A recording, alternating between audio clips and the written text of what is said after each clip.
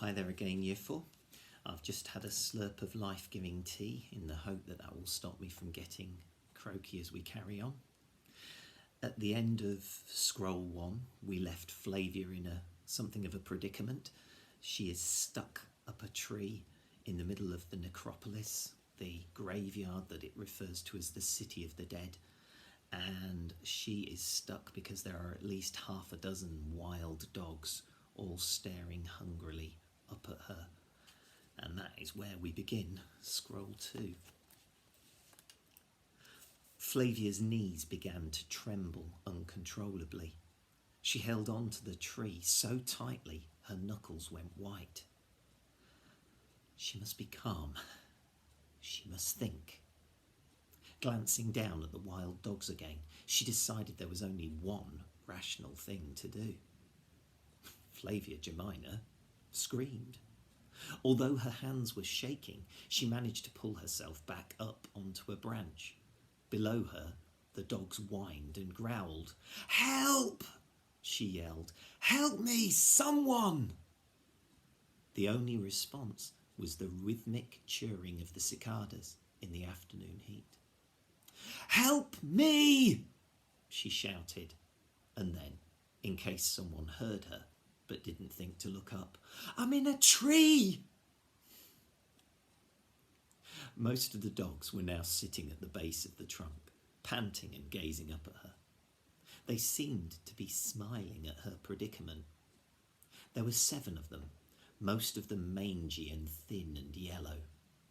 The leader was a huge black hound, a mastiff, with evil red eyes and saliva dripping down his hairy chin. "Stupid dogs," Flavia muttered under her breath. The leader growled, almost as if he had understood her thoughts. Suddenly, one of the yellow dogs yelped and leapt to his feet, as if stung by a bee. Then the leader snarled and writhed in pain. A stone had struck him. Flavia saw the next stone fly through the air, and then another, striking with amazing accuracy. The dogs whimpered and yelped and slunk off into the woods. "Quickly!" a voice called from below. "Come down quickly before they come back!" Flavia didn't think twice. She closed her eyes and jumped out of the tree. "Ouch, my ankle!" Flavia started to run, but a stab of pain shot through her leg and almost made her sick. A boy about her own age ran out from behind a tree. He put his arm awkwardly around her waist and pulled her forward. "Come on!" he urged, and she could see that his dark eyes were full of fear. "Quickly!" With each step, the pain eased a bit, but they were not moving quickly. They had almost reached the umbrella pine when the boy looked back, stopped, and reached towards his belt. "Hang on to the tree," he commanded, pushing Flavia forward. He pulled out his sling and reached into a leather pouch which hung from his belt. Fitting a sharp stone into the sling, he moved a few feet away and swung it quickly around his head. Flavia gripped the tree and closed her eyes. She heard the sling buzz like an angry wasp. Then a dog's yelp and a satisfied "Got him" from the boy. "Come on," he urged. "The leader's down, but I don't think I killed him. They'll probably be after us in a minute." Flavia took a deep breath and moved as quickly as she could. Dry thistles scratched her legs, and the boy's strong grip hurt her as he half lifted, half pulled her forward. Suddenly, the boy cried out in a language Flavia had never heard before. They were nearly at her back door, but the boy was leading her away from it, to the right. "No, my house is there," she protested. The boy ignored her and called out again in his harsh language. He was pulling her to the back door of the house next to hers. He glanced back and muttered something in Latin which Flavia did understand perfectly. It was not a polite word. She heard the dogs barking behind her. The boy pulled her more urgently, and she could hear him gasping for breath. The door was closer. Now she could see its rough surface beneath the peeling green paint. By the sound of it, the pack was nearly upon them. At any moment she expected to feel sharp teeth sink into her calf. Suddenly, the green door swung open. A tall, black-robed figure emerged, pointed at the dogs, and bellowed something in an unknown language. For an instant, the dogs stopped dead in their tracks. That instant was enough for the tall figure to grab them both, pull them through the open door, and slam it in the dogs' startled faces. Flavia sobbed with relief. Strong arms held her tight, and the rough cloth against her nose smelled spicy and comforting. Abruptly, a dog's cold nose pressed into her armpit. Flavia screamed again and jumped back. But it was just a pretty white dog with brown eyes which grinned up at her, its entire rear end wagging with delight. "Bulbous, down, go away, bad dog," said the man in black sternly. Bulbous took no notice and gave Flavia a long, slobbery kiss. At this, Flavia began to giggle through her tears. This was the dog she had heard barking for the past week, since the mysterious family had moved into old Festus's house. She sniffed and wiped her runny nose with her arm. Then she stepped back to have a good look at her rescuer. "Allow me to introduce myself," said the man in a pleasantly accented voice. "My name is Mordecai Ben Ezra, and this is my son Jonathan." He gave a very slight bow. "Peace be with you." Flavia looked at the boy who had saved her life. Jonathan was bending over, resting his hands on his knees and breathing hard. He had a rather square face and masses of curly hair. He looked up at her, grinned, and also nodded, but seemed unable to speak. "Miriam," the boy's father called, "bring the oil of marjoram quickly." And almost apologetically to Flavia, "My son is somewhat asthmatic." Jonathan's father had a sharp nose and short grizzled beard. 2 long grey ringlets of hair emerged from a black turban wound round his head. He looked very exotic and even odd, but his heavy-lidded eyes were kind.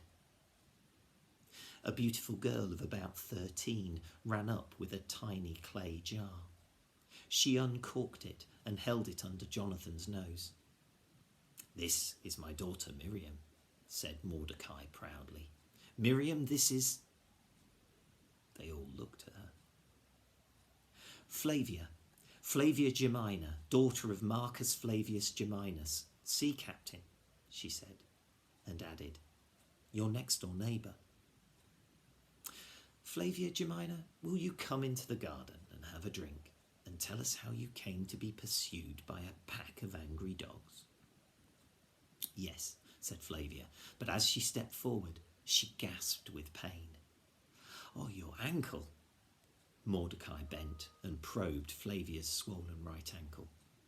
She winced again, though his fingers were cool and gentle. "Come, I'm a doctor." And before she could protest, he had lifted her off her feet and was carrying her in his arms. Jonathan followed, breathing easier now, but still holding the oil of marjoram under his nose. The doctor carried Flavia through a leafy inner garden towards the study. Although the house was laid out exactly like hers, it was a different world. Every surface was covered with multicoloured carpets and cushions. In the study, instead of a desk and chair, there was a long striped divan going right around the walls. Mordecai set her on this long couch against several embroidered cushions which smelled faintly of some exotic spice. Cinnamon, perhaps. "Miriam, please bring me some water. some clean strips of linen and some balm, the Syrian, not the Greek. Yes, father, the girl replied, and then said something in the strange language. Please speak Latin in front of our guest, Mordecai chided gently. Yes, father, she said again, and went out of the room. Jonathan, said the doctor, would you prepare some mint tea? Yes, father, said the boy, breathing easier. Flavia continued to look round in wonder. There were only 3 or 4 shelves of scrolls in her father's study. Here, the walls above the divan were covered with them. Nearby, on a carved wooden stand, was the most beautiful open scroll Flavia had ever seen. It was made of creamy thick parchment and covered with strange black and red letters. Beneath it lay a richly embroidered silk cover of scarlet, blue, gold and black. Mordecai followed her gaze, then moved over to the scroll. We are Jews, and this is our holy book, he said softly. He kissed his fingertips and almost touched the scroll. The Torah. I was reading it when I heard my son call. He rolled it up and reverently slipped it into its silk cover. Miriam reappeared with a bowl and a pitcher, and to Flavia's surprise, she began to wash her feet. Jonathan's sister had dark curls like her brother, but her skin was pale and her violet eyes were grave. While Miriam was drying Flavia's feet, Jonathan came in with 4 steaming cups on a tray. He handed one to Flavia, who sniffed its minty aroma and gratefully sipped the strong, sweet brew. Meanwhile, Mordecai applied ointment to her inflamed ankle and began to bind it securely with strips of linen. Tell us your story, please, he said as he worked. Well, I was up in the tree when the dogs came, and I knew I would never get past them, but your son scared them away and I think he saved my life. Flavia felt as if she were going to cry again, so she took a large gulp of mint tea. And may I ask what a Roman girl of good birth was doing up a tree in the middle of a graveyard? Asked Mordecai, as he tied off the last strip of linen and patted Flavia's ankle. I was looking for the magpie's nest, and I found treasure. I found 2 gold earrings and 3 silver bangles, and got my chain back. And of course my father's... Flavia stopped short. Oh no, my father will be worried sick. He has probably sent Caudex out to look for me by now. Oh, I must go home straight away.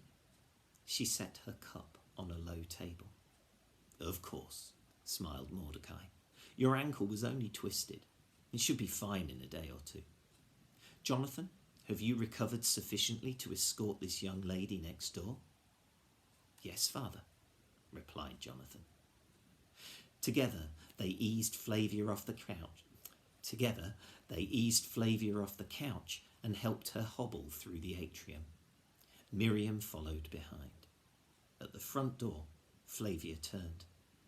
Goodbye, and thank you. I'm sorry I didn't finish the tea. It was delicious. Peace be with you, said Mordecai and Miriam together.